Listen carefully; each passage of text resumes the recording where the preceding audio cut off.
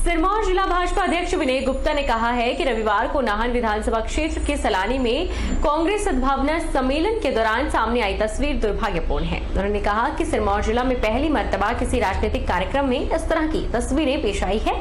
विनय गुप्ता नाहन में मीडिया से रूबरू हो रहे थे। रविवार को कांग्रेस के सद्भावना सम्मेलन के दौरान पहुंची प्रदेशाध्यक्ष प्रतिभा सिंह के सामने कांग्रेस में खुलेआम गुटबाजी देखने को मिली और मंच के सामने बैठे कांग्रेसी नेताओं को मंच पर लाने के लिए प्रतिभा सिंह को हाथ जोड़ने पड़े थे।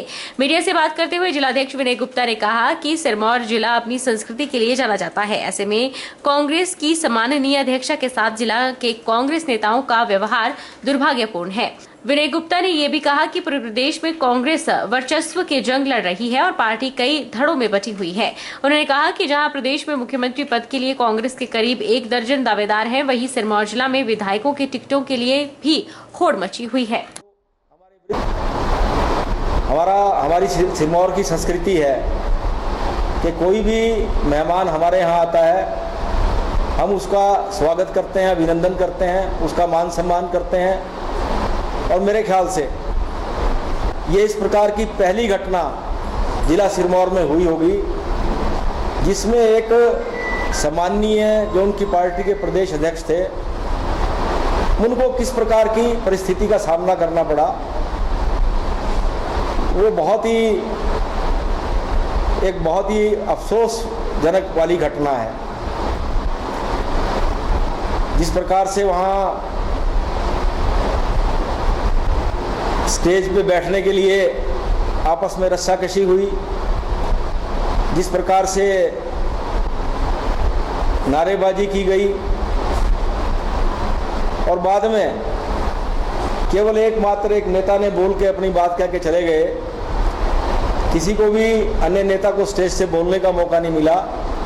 ये सब दर्शाता है कि जिला सिरमौर में कांग्रेस की क्या हालत है। हिमाचल प्रदेश में पेट्रोल और डीजल का संकट पैदा हो गया है। कई जगह पेट्रोल पंप पर तेल खत्म हो गया है। तेल कंपनियों की तरफ से आपूर्ति कम करने से पेट्रोल की कमी हो गई है। तेल कंपनियों की तरफ से आपूर्ति कम करने से हिमाचल में कई जगह पेट्रोल की कमी हो गई है।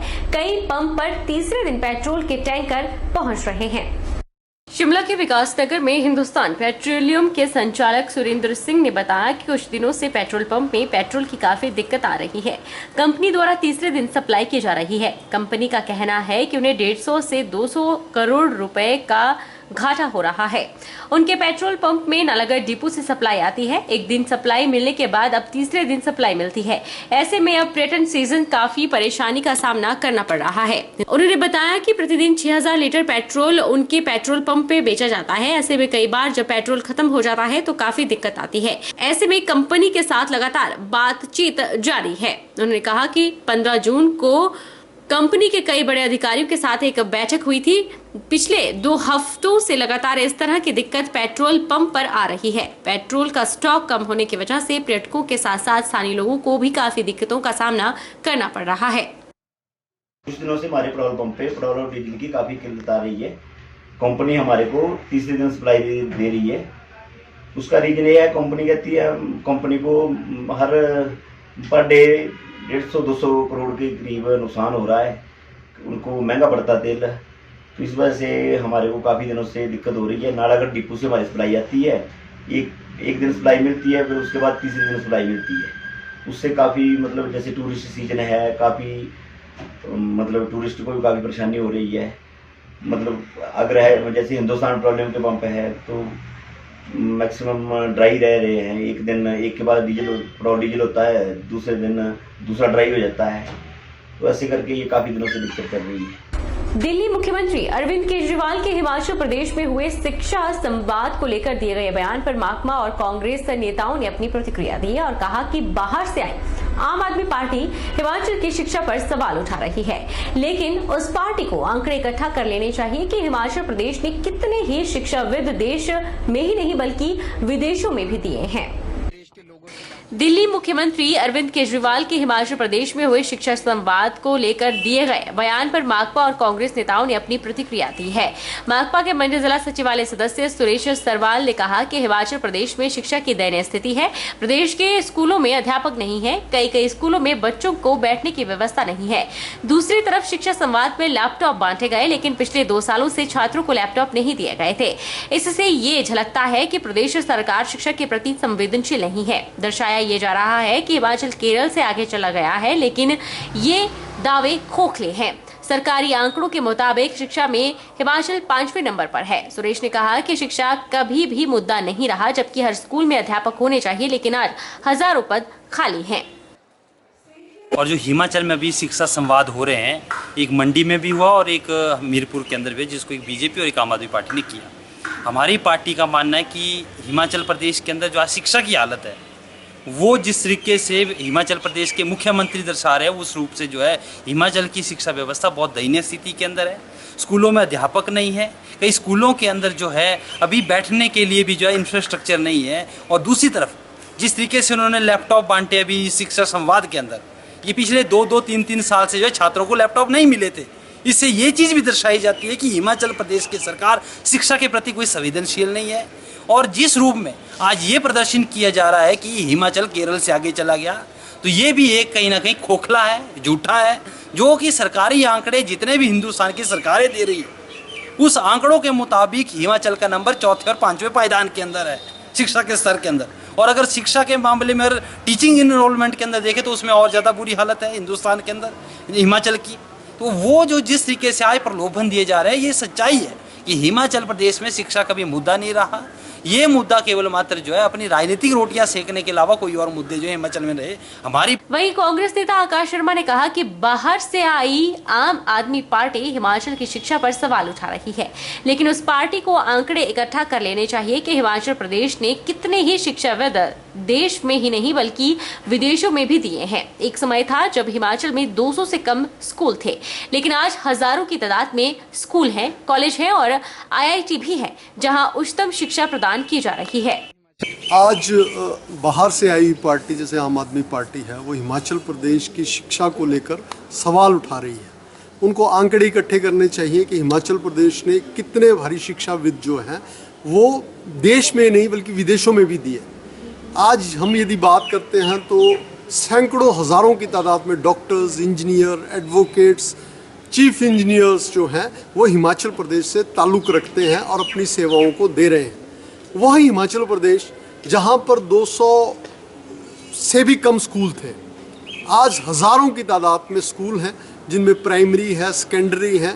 आपके मेडिकल कॉलेजेस कितने हैं, आपके प्रतिष्ठित संस्थान जिसमें IIT है, आपका इंजीनियरिंग कॉलेज है, वो कितने हैं। और एक क्वालिटेटिव एजुकेशन जो है हिमाचल प्रदेश दे रहा है। माननीय पूर्व मुख्यमंत्री स्वर्गीय वीरभद्र सिंह जी का कहना था कि जब शिक्षा लोगों को घर द्वार पे मुहैया होगी तो लोग अग्रणी पंक्ति में आएंगे। और इसी कार्यक्रम के चलते उन्होंने 1.5 किलोमीटर के ऊपर फासले पे जो है प्राइमरी स्कूल दिए हैं और 2-3 किलोमीटर पे मिडिल स्कूल और हाई स्कूल और सीनियर सेकेंडरी स्कूल दिए हैं। ऊना के सरकारी अस्पताल में अल्ट्रासाउंड और सिटी स्कैन की सुविधा न मिलने से आप नेता ने जल्द धरना देने की बात कही है। वहीं CMO ऊना ने जल्द सुविधाओं को शुरू करने का आश्वासन दिया। ऊना अस्पताल में अल्ट्रासाउंड और सिटी स्कैन की सुविधा न होने से मरीजों को भारी दिक्कतों का सामना करना पड़ रहा है। सर, मैं 15-18 दिन पहले मैम से मिलने आया था। मैंने कहा था कि यहाँ पे ना अल्ट्रासाउंड की मशीन और सिटी स्कैन की मशीन खराब है, लोग तराई कर रहे हैं, लोगों को बाहर जाके अपना टेस्ट करवाने पड़ रहे हैं, बहुत ज़्यादा दुखी है लोग। तो मैडम ने कहा था कि मैं 10 दिन में इसका कोई ना कोई समाधान कर दूंगी, ये मैडम ने मुझसे कहा था और वो न्यूज़ में भी कटिंग लगी थी। आज मैं 19 दिन के बाद आ रहा हूँ और मैम ने एक हमारा ये हमने जो मेमोरेंडम मैम को देने को सौंपना, वो मैम ने अपने हाथ में नहीं पकड़ा। इतनी व्यवस्था खराब है सर। मैं आपको बता देना चाहता हूँ कि 2019 के बाद यहाँ पे अल्ट्रासाउंड की मशीन तक नहीं चली। 19, 20, 21, 22 सर कहाँ पे ये प्रदेश सरकार सोई हुई है। सिटी स्कैन ये कह रहे हैं कि हमारी सिटी स्कैन की मशीन अपडेट होके आ रही है। अरे अपडेट, आपके अपडेट के चक्कर में हमारे जो मरीज आ रहे हैं 2-3 महीने सिटी स्कैन की मशीन खराब हुए को पड़ गए। क्या सिटी स्कैन करवाने और लोग नहीं आएंगे? क्या आपकी अपडेट के चक्कर में क्या मरीज आने बंद हो जाएंगे? अल्ट्रासाउंड के लिए हमने यही बोला है कि हमने ऊपर लिखा हुआ है, तो उम्मीद करते हैं कि जल्दी हमारे पास कोई आ जाएंगे, अल्ट्रासाउंड करने वाले डॉक्टर को रेडियोलॉजिस्ट आ जाएं। एंड रिगार्डिंग सीटी मशीन, नई मशीन आ चुकी है, इंस्टॉल हो चुकी है। आई थिंक जल्द ही वो चालू हो जाएगी।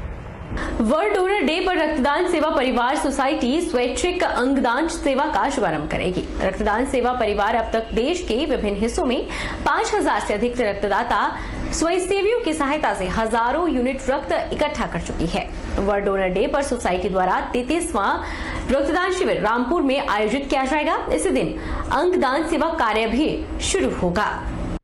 रक्तदान सेवा परिवार सोसाइटी वर्ल्ड डोनर डे पर स्वैच्छिक अंगदान सेवा का शुभारंभ करेगी। रक्तदान सेवा परिवार जरूरतमंदों को अब तक देश के विभिन्न हिस्सों में आपातकाल में स्वयंसेवियों की सहायता से रक्त मुहैया करवा रही है।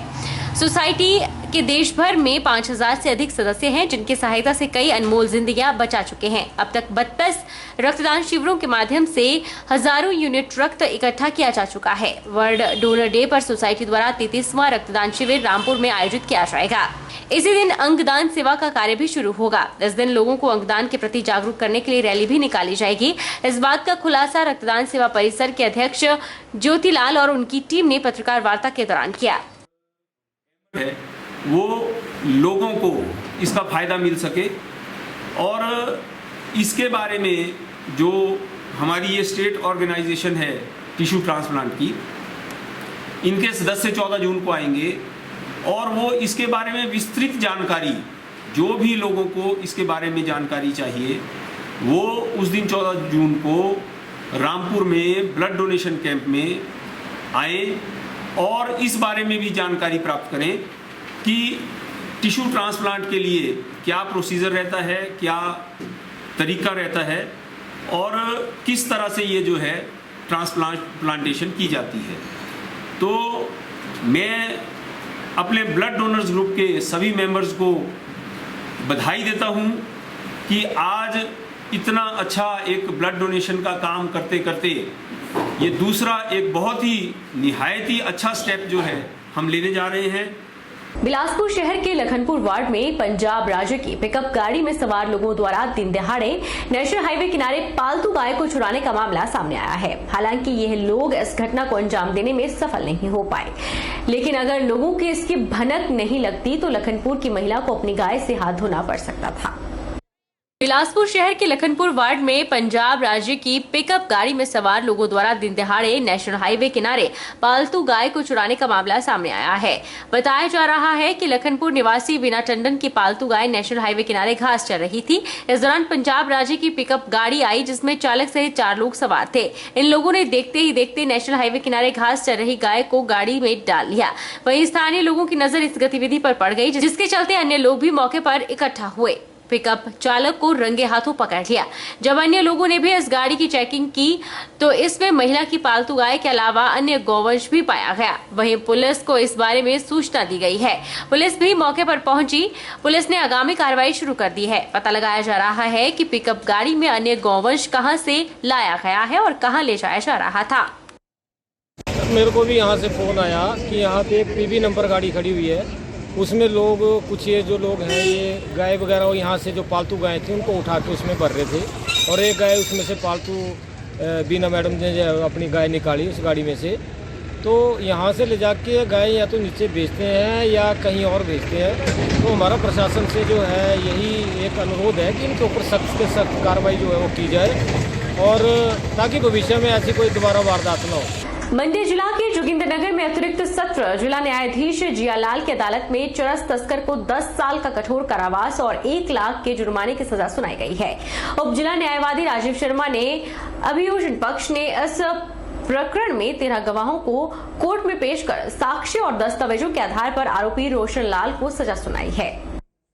आज अतिरिक्त सेशन जज श्री जियालाल आजाद की अदालत ने सरकार वर्सेज रोशन लाल प्रकरण में जो NDPS का केस था उसमें आरोपी रोशन लाल को 10 साल की कठोर कारावास व 1 लाख रुपए का जुर्माने की सख्त सजा सुनाई है। ये प्रकरण जो है ये 21 दिसंबर 2016 का है। वक्त तो चला है छोटे से ब्रेक का। ब्रेक के उस पार फौरन लौटेंगे, आप बने रहिए हमारे साथ।